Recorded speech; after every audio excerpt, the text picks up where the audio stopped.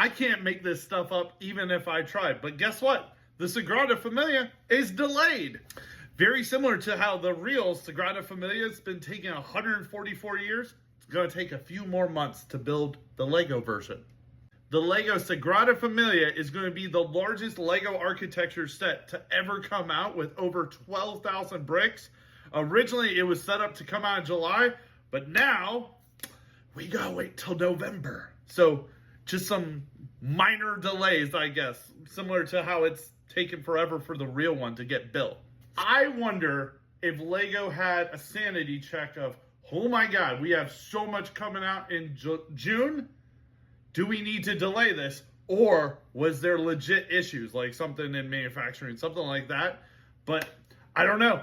Everybody's going to have to wait till November for that massive set. What do you think about this? And does this kind of give you a sigh of relief for June?